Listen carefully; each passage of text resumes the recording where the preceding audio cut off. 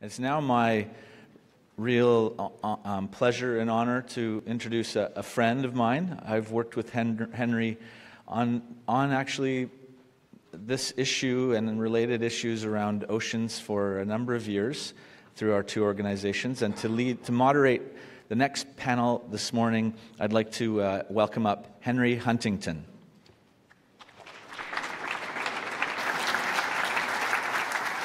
Well done, thank you. Thank you, sir. Nice panel.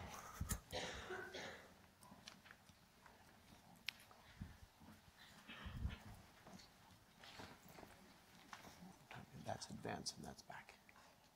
What time is there? Well, good morning and thank you for joining us.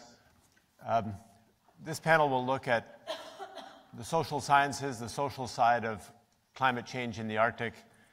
We have three terrific panelists: Twyla Thurmond, who's with the native village of Shismaref; Beth Marino, who's with Oregon State University Cascades; and Lindsey Jensen, who's with the office of Senator Dan Sullivan from Alaska. And they'll talk about different aspects of things, but we're going to take the case of Shishmaref as a starting point for this conversation.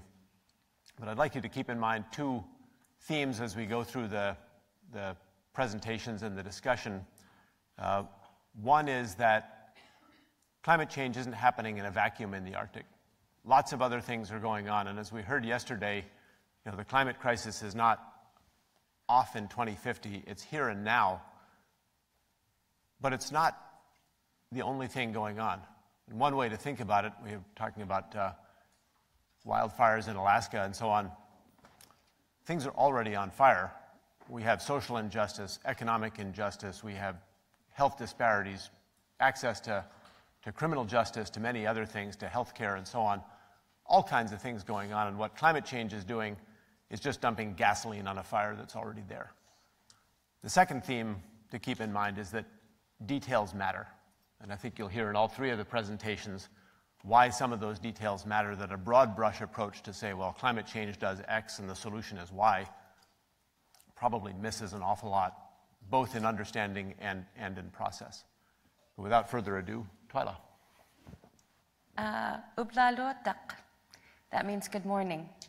My English name is Twyla Thurmond, like Mr. Huntington just said.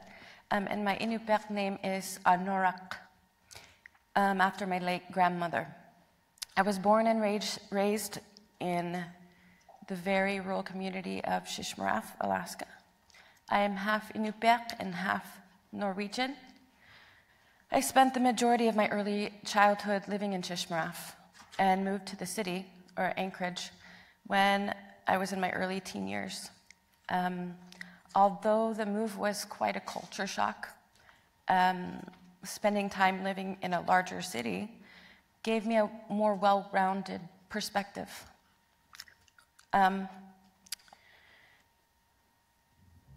Growing up in Shishmaref, I was surrounded by just the beauty of Alaska. The fresh air, subsistence gathering and hunting, Eskimo dancing, and a wide array of cultural-based activities. I remember that even in my youth, I had heard about erosion and the impacts it had and now continues to have on our land. We've dealt with these impacts multi-generationally. So I think that speaks volumes. We've dealt with erosion impacts since the 70s. Although there's now a formal position for dealing with the logistical aspect of facilitating projects, I have many predecessors within my home community.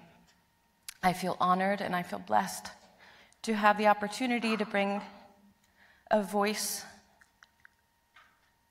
to advocate and to educate people on what's happening in our community.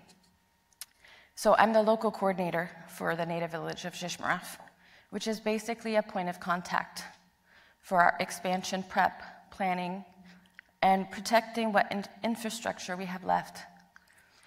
The warming temperature changes that we all know is of a global concern. Effects on our community in particular by way of unusually strong storms out of the general storm season are some of the issues that we face now.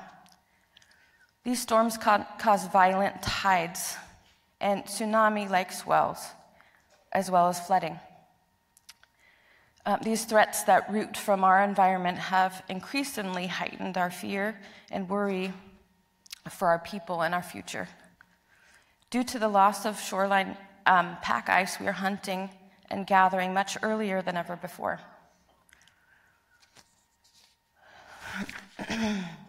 The thawing, permafrost, rise in sea level, and delay and freeze up of the Bering Sea are also things that we are dealing with. And now the delayed freezing and thinner ice creates problems when it comes to hunting of traditional game, such as seal, which in turn forces residents to become more dependent on highly processed Western foods that are shipped into Shismaref at a great cost. Roughly 2 to 4 times the cost you might find at your local grocery store. Professionals have estimated that as a result of erosion to our village site, it may be lost in about 15 years. Although that time frame is just a speculation, the perspective in that should speak volumes. Shishmaref and its community members work hard year-round to subsist and to hunt. And we shouldn't have to be fearful of our future. We have a tough time getting funding because of where we live. And it doesn't come in a timely manner. We just had a storm recently, about a month ago, and it took out our sanitation road. So we declared a disaster through FEMA, and it sometimes takes a year or more to get funding for those projects when we need the funding now. So I do have slides too. And I'll just go ahead and click through them. It's just basically sharing where we're from and a little bit about the culture. Inupiat Eskimos rely on subsistence seasonal hunting and gathering throughout the year. Salmon berries, blueberries, blackberries, cranberries, and various roots and greens. These are some of the meat sources that we hunt. Muskox, fish, moose, reindeer, caribou, and seal. And here's a pretty dramatic photo of what we're dealing with. Homes are having to be relocated so that our land and these homes aren't washed away by the sea. And this is just some historical funding sources that we have utilized and what we've had to do thus far. And that is all.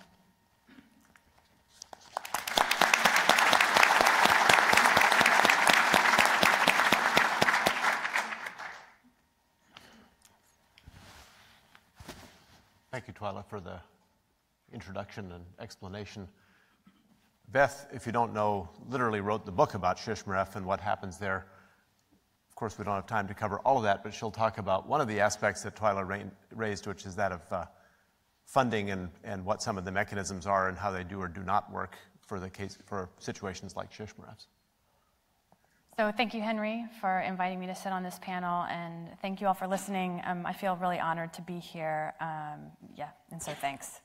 What I'm going to talk about today is disasters and extreme events, some of the things that Twyla was talking about before. And the first thing I want to say or highlight is that when natural scientists and often when agencies like NOAA or NASA or even in public forums like the Weather Channel, when when these places talk about risk to extreme events and disasters, they're mostly talking about exposure. So that means who's going to be in the path of the hurricane, where is the fire located, which shoreline is most likely to erode. And these are essentially predictions of where a hazard might co-occur with a population, with where people live. And these are all really important sets of data to know. But when social scientists talk about risk to extreme events and disasters, we think about which communities are the most likely to suffer either short or long-term negative outcomes when exposed to a hazard. We ask, for example, what's the median home price in a neighborhood whose levee is likely to fail? Or what groups of people cannot evacuate? Who doesn't have sufficient seawall infrastructure in place? Whose language isn't included on FEMA forms? And which groups of people are more likely to be in harm's way? These sets of data also have predictive power when it comes to disaster and extreme events, but they have at least as much to do with history as they have to do with the weather or with earthquakes. And I'm going to give you an example here that's not from the Arctic, but I think it sort of demonstrates this point. If I can move the slides. There we go. So in 1989, an earthquake hit San Francisco. It was a 6.9 magnitude earthquake. There were 63 fatalities. Maybe some of you remember this. It was during the World Series. I think Jose Canseco hit a home run. But then in 1999, an earthquake hit Izmit, Turkey. It was a 7.9 magnitude earthquake. It happened in the middle of the night, and there were 17,000 fatalities. And then we all remember probably the 2010 Port-au-Prince earthquake that hit Haiti. It was a 7.0 magnitude earthquake, and there were over 300,000 fatalities, right? So what this example demonstrates for me is that it's actually not the size of the disaster that predicts the human outcomes of disaster. Instead, it's the social conditions that a community finds itself in before the disaster hits that is actually predictive of the human outcomes of disaster. So if that's the case, then how do we think about the fact that 86% of Alaska Native communities experience problems with flooding and erosion?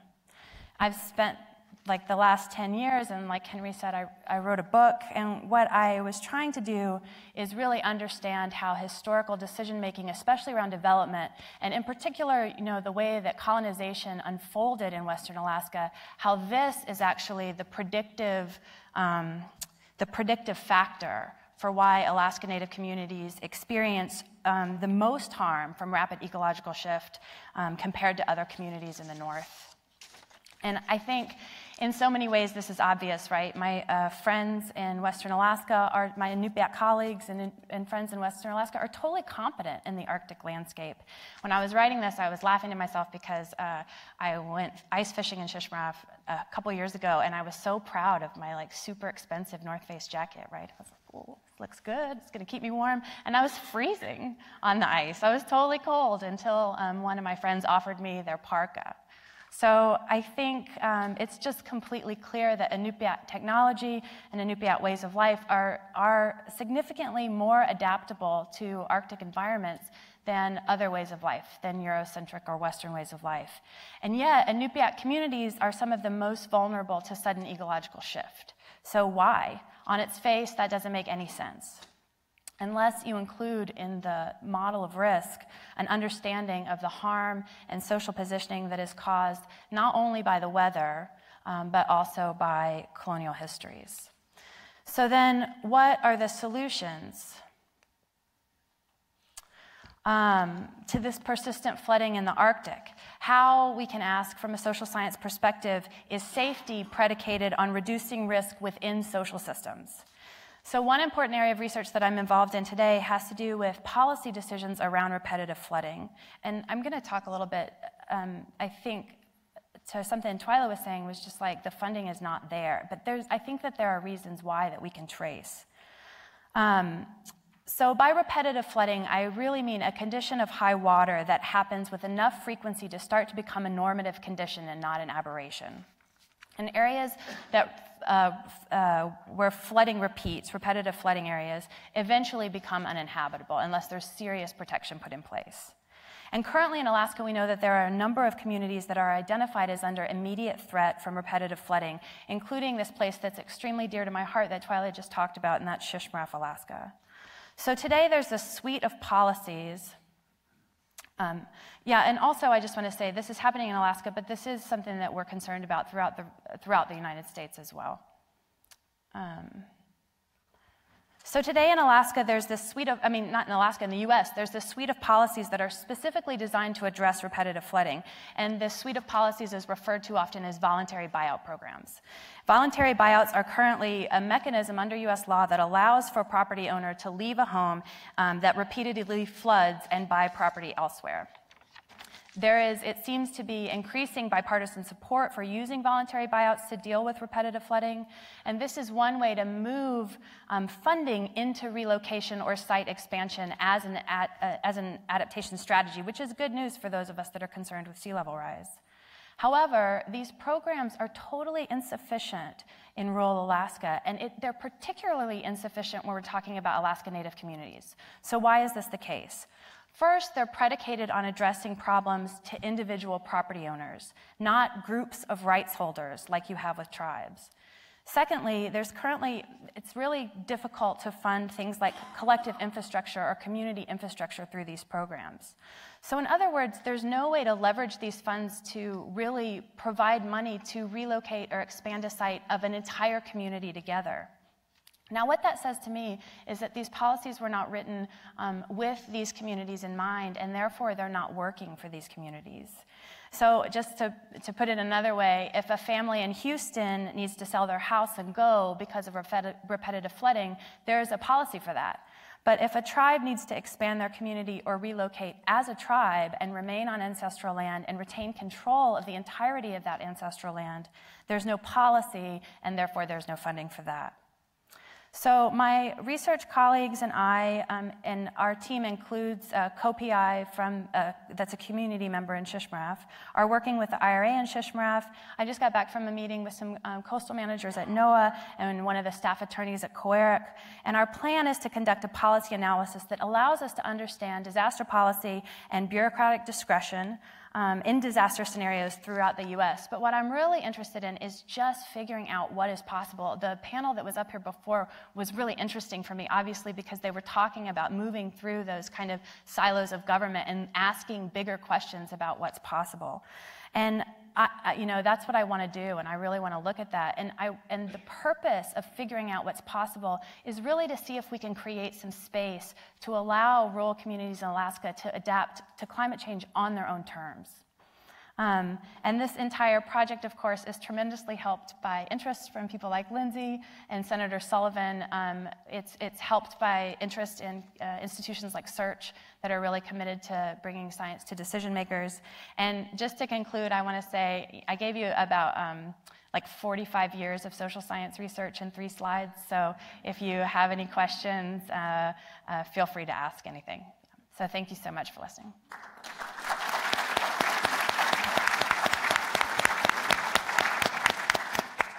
Thanks, Beth. The phrase that comes to mind is drinking from a fire hose, which I think is the theme of the whole conference, of trying to fit it so much into a short period, but we're getting conversations started. Yeah. So if you're hopelessly naive about the political system like I am, you think we've identified a problem, we've identified some of the policy matters, what we need is for Congress to wave its magic wand and poof, everything's fine. Lindsay is now going to tell us why that magic wand doesn't exist and what actually needs to happen. Henry.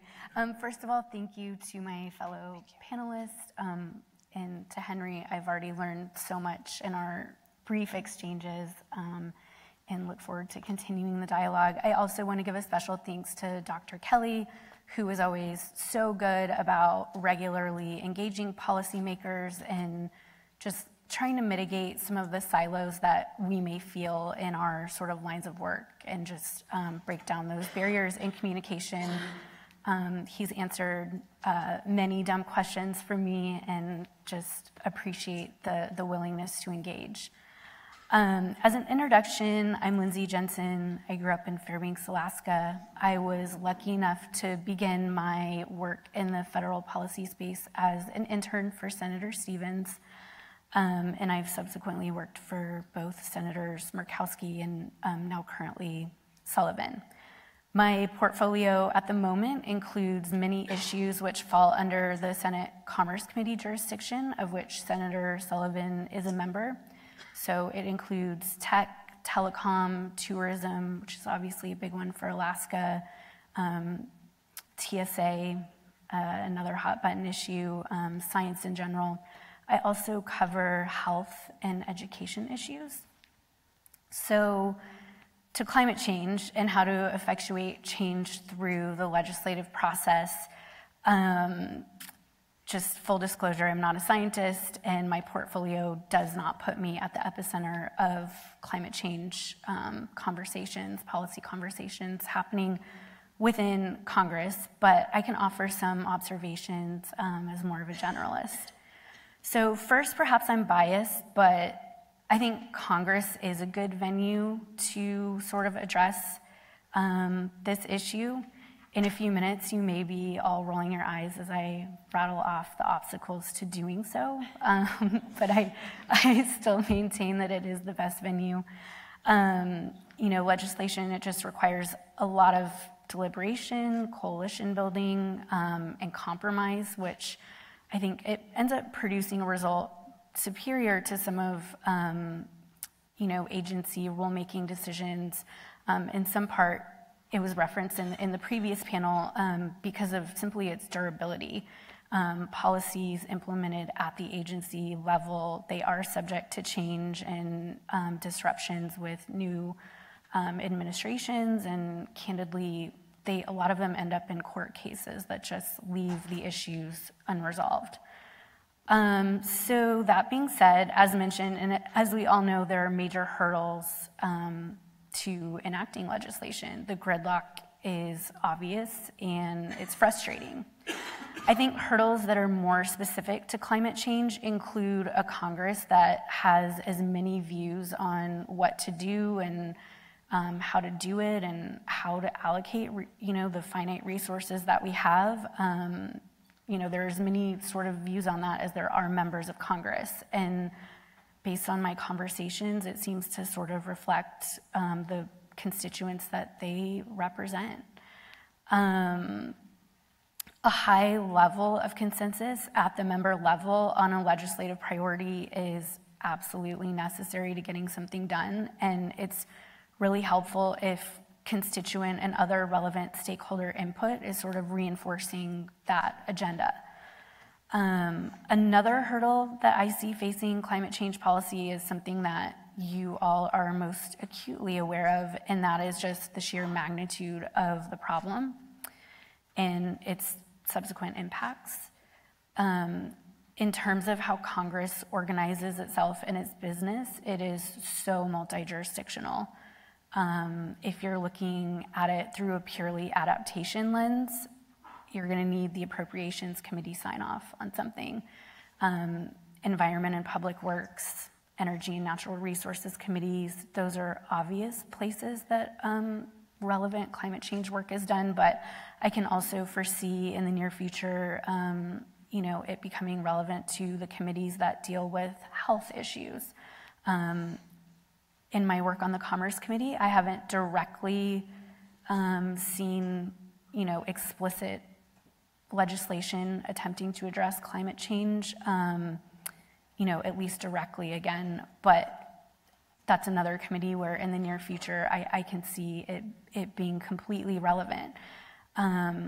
So all this to say, it's really hard, I would imagine, for you guys who are doing the work on the ground and are able to most articulately convey what's going on and try to articulate a policy solution, but it's kind of hard to figure out where to go when it's so overwhelmingly big. So what to do, what's my advice? Again, this audience is in the best position to know on the ground impacts and sort of advocate for solutions. With that knowledge, I would say start from the bottom up and sort of build your way up. To the extent possible, coalesce with stakeholders and ensure that your message or policy proposal is really targeted and coordinated. The larger your coalition, the better your odds of success. Identify and collaborate with the relevant committees of jurisdiction so that they are in a position to help pursue your proposals. That's where the majority of legislation that is enacted sort of goes through its most rigorous process is within the committees. I think one of the overarching themes of this conference has been just the promotion of open dialogue, and I would like to echo that sentiment. Please call us. I can speak for my office and the rest of the Alaska delegation. Very open door policy, very collaborative colleagues, and please call us with your problems. Let us help you translate your problems into prospective policy changes through the legislative process. And that's it. Thank you.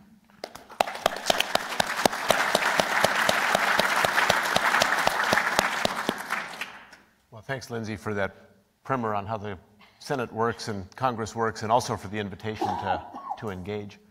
I guess I have one question, and maybe we'll start with Twyla, but one of the things that's come up at this conference has been the tension between the way that, often the discussion so far has been the tension between science, which breaks things into little pieces, and the indigenous way of looking at things, which is to look at a whole. There's an appeal in looking at the whole, but if I understood Lindsay correctly, we can't go to Congress with the whole. It's a matter of sort of picking some things, particular things to work on. So, from your perspective in the native village of Shismaref, how does that model work? I mean, you have so many things that are going on. How do you pick a priority and say, well, yeah, we can only work on one of 100 things, and this is the one to work on? I suppose that's a bit of a difficult question, but you have to start somewhere. So what I have been doing is, I had a meeting recently with Alaska Institute for Justice, and we prepared a document for the United States Senate addressing policy issues. So that is where we started. And then creating documents and holding coalition meetings so that we were able to address and part it out. First and foremost, we need protection with what we have now. And with that, we're also citing out different places in case there is an imminent need for relocation. Does that answer your question? Well, I think it helps. This is it's sort of a challenge of you can't do everything at once, so how do you decide where to put your effort? Yeah, basically mapping it out and talking about it. And then we find our beginning spot and move from there. Beth, you talked about, where the social sciences can come in and help in thinking through those kinds of things. I wondered if you had anything to add on this. About where to start? Yeah, where to start or how to prioritize if you can't do everything at once. Yeah, that's hard. I'm just echoing what Twyla said. I can tell you what I did for just thinking about what the role of social science is in answering some of these questions. Social scientists are really good at critique. We're great cynics. That's what we do 98% of our day.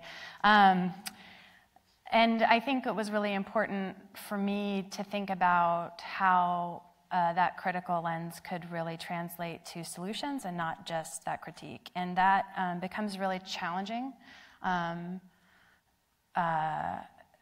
because it's a little bit esoteric maybe, but in critique you can imagine the ideal world.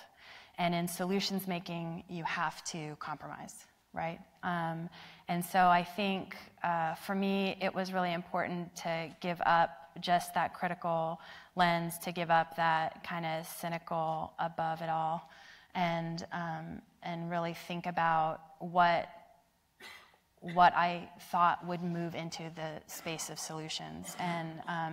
And so I think there are real ways that we can point to really particular, like nitty gritty, boring, like regs, kinds of ways where we can say, inequity happens here.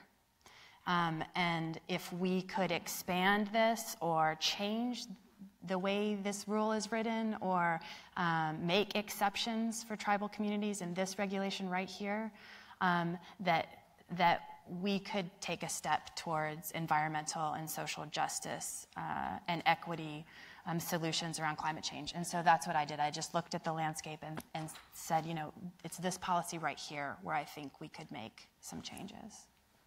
Yeah. So it's a really interesting point. Your example of the relocation funding seems like an interesting one, that it's not, we want Congress to allocate money specifically for Shishmaref, although that might be nice, but it's if you can make a change to a policy that's already there and a funding stream that already exists, that could help. And I wondered, Lindsay, there are a couple of questions about sort of changing some of the approaches. So, what constitutes a disaster? I mean, is the definition either too narrow or not quite right? There was another question about sort of how FEMA funds are spent, and it reminds me of being in Kivalina a few years ago, and they'd had a big storm that almost took out the runway, and people had gotten out with some heavy equipment they had and done a heroic job of moving earth and protecting the runway, and then discovered that, well, preventing a problem doesn't actually get you FEMA funding, so there was nobody to reimburse the community and the individuals who had put in all this work, whereas if they'd sat back and waited for the runway to be destroyed, there would have been tons of money available, although they wouldn't have had a runway. So, I mean, what are the prospects of, I guess it's sort of these small but far-reaching changes versus sort of solving of one problem at a time? Yeah, and I mean, candidly, that has been the problem from my vantage point. There have been some one-off funding mechanisms that have worked for certain circumstances in certain communities, but what is problematic is what Twyla's community needs is different than another Alaskan village needs are, and the circumstances that they find themselves in, and those are different than Mississippi, which is also facing issues with erosion, and so it's really hard to have anything other than sort of an ad hoc approach to funding, which is not ideal in terms of prospective legislative changes. I would just say, when you initiate your sort of process of trying to affect change, just know that it's going to evolve a lot through the process. It's going to take a while, and you may candidly have to narrow the scope of your objectives significantly, which from personal experience, I'm sure we've all been there, it's really sad and it's really frustrating when you only get a fraction of what you are trying to achieve done. But that's what I would say. Another question, we focused in this discussion a bit on Congress and federal action and so on, but there's a question about what can be done at the state and local levels. And I'm wondering, I mean, obviously, Shishmaref doesn't have the funds itself to pay for many of the things that you put up, Twyla, of the expenses of the riprap and the baskets and other things.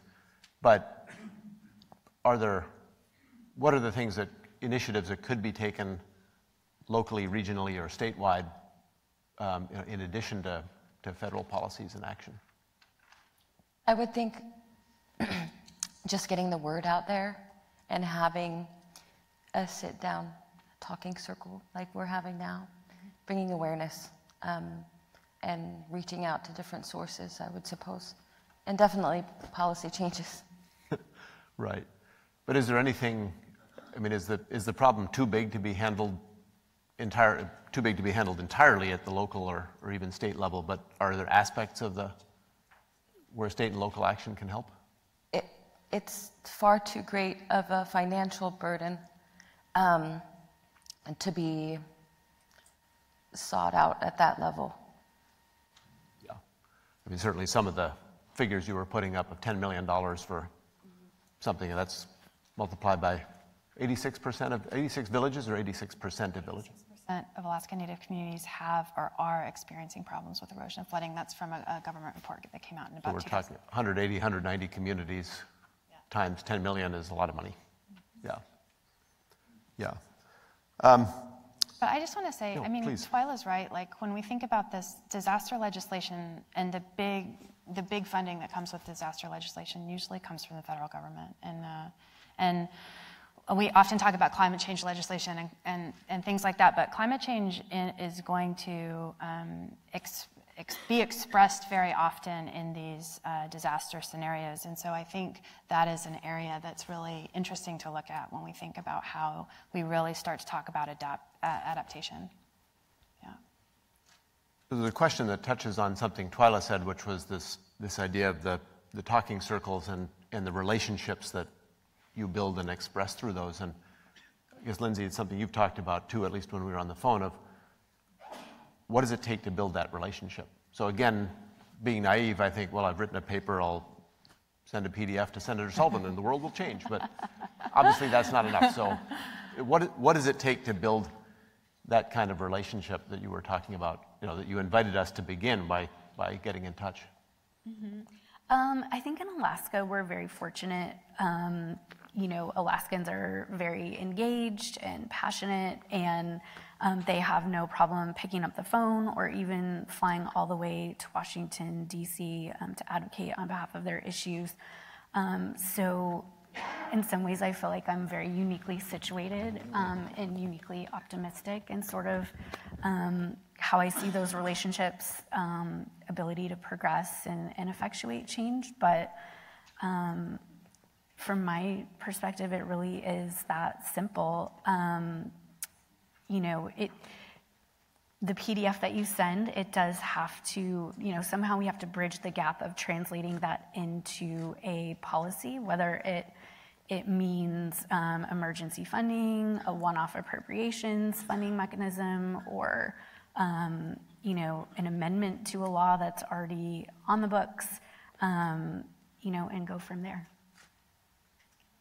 Twyla, from your point of view, you mentioned the talking circle. We had the invitation from Lindsay, but obviously this takes a lot of time and effort. So is that... Timing is always going to be an issue. Right. But really doing this type of thing and talking about that factor being at play, as far as there isn't a lot of time. So I guess just putting that out there hopefully will speed up the process. One can only be hopeful. Right. And Beth, from a scientist's point of view, you have an awful lot to do. You have a professorship, you have a bunch of responsibilities and other things, you have research to get done, funding to obtain, et cetera. And now we're asking you to spend a lot of time engaging with Congress too. So how do you fit everything in? Yeah, and I have a baby. I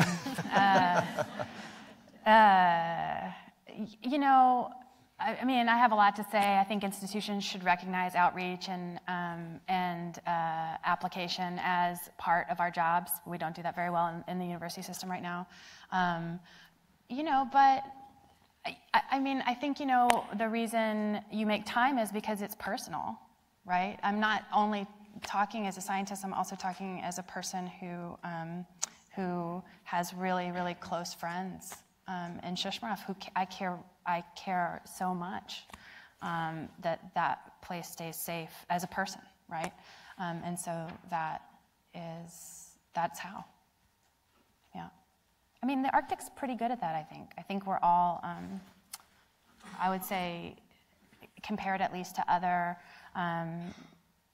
areas of science, that we all do have personal relationships with this place and with people who live there. And I think if we just kind of sit in that and really talk about that it'll be easier for us to translate our science into application. And Lindsay, a question for you. So 86% of Alaska's villages, Alaska is not the only place. We heard from David Bihar yesterday about what's happening in, say, the Bay Area. We know from Deepwater Horizon, from hurricanes, from other things about, say, the Louisiana coast.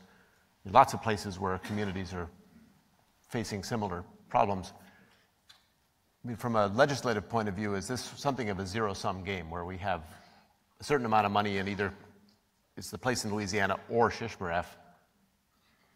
Or does it make more sense for, say, Louisiana, the Louisiana coastal communities and Alaska coastal communities to team up and come to Congress together and say, look, this is not an Alaska-specific issue. It's not one state. This is a national coastal issue. Yeah, I think you're highlighting a problem. It thus far has been handled, on a very individual basis, specific to particular events, communities. And I do think that these communities would all benefit from a broader, more streamlined, holistic approach. And to that end, yes, coalescing would be effective. Twyla, have you or have others in Shishmaref had the chance to work with other Alaska coastal communities or coastal communities outside the state? Not as much as we would like to. On a more personal note and a more personal level, I suppose, we communicate very well, say, when we go to Nome or to Anchorage, which is a larger community, far larger than Shishmaref, of course. But when we meet and just have conversations with other Alaska Natives, the topic always comes up, so that's when we share. But we haven't formally had conversations, which I think should happen. And what about outside the state? I mean, does it make sense to you to try to, say, team up with people in Louisiana who may have similar concerns to the ones Beth raised about treating a community as a community rather than just an individual house at a time? Yeah, it sounds like a great idea. All right, well, there's progress happening right before your very eyes. So. But of course, I mean, yet we're adding again to the challenge of now you have to figure out how to connect with those communities. Funding to get, travel back and forth isn't cheap. Yet another demand on your time. True. Well, it was just about a week ago that I had an opportunity to come here. Right. Literally. Yeah. So I was grateful for that chance and this opportunity to speak. So. Great. Well, thanks. I mean, obviously that is a sign of your commitment to looking out for your community to take right. advantage at short notice. So we appreciate that. I hope so. And I'm from Louisiana, so if we work together, we're doing it. Oh. Yeah. So there was a comment, I don't know if anyone on the panel is able to answer this one specifically, but it says there are some preparedness funding available through the Department of Homeland Security, but that hasn't been mentioned. Does anybody have any experience with this? The question asked, is it rare, is it really hard to get, or is that an untapped Disaster source? mitigation funding, what was that? For preparedness, it said. Yeah. I'm not exactly sure what the question is speaking to exactly because FEMA is under DHS too, but there is disaster mitigation funding, hazard mitigation funding. A lot of buyouts happen through hazard mitigation. But the ad hoc process, like you were saying, if you can imagine trying to take one house, I mean, the framework is not working. That's what we know. Individual property owners were the first voters in this country, right? White male individual property owners. And that's still the mechanism by which a lot of policy sees the world, as these individual houses. And that's how a lot of policies are written to address, a lot of disaster policy is written to address property and property owners. And these cases in Alaska, they're not in that model, And that's a risk, right? So we can think about weather and water as being something that's risky, but invisibility under the law is also something that's risky. And so those are the kind of co-occurring phenomena that put certain places in harm's way. We're running close on time. I just wonder if anyone has any final thoughts for the audience or the... It's okay, I don't mean to put anybody on the spot. If there was one thing you had left you wanted to say. Well, I could end with Koyana. Thank you for an opportunity and for your time. Yeah, I thank you too. I mean, it's an honor to be on the stage, especially after we've heard so many amazing speakers these last 2 days. So thank you very much. And I look forward to seeing what comes next, even with the panel on stage. So. Echo my fellow panelists, thank you so much, and please do reach out if you have an idea, you have a problem, question, thought. As Twyla said, we can hope. Hopeful's good. Please join me in thanking the panel.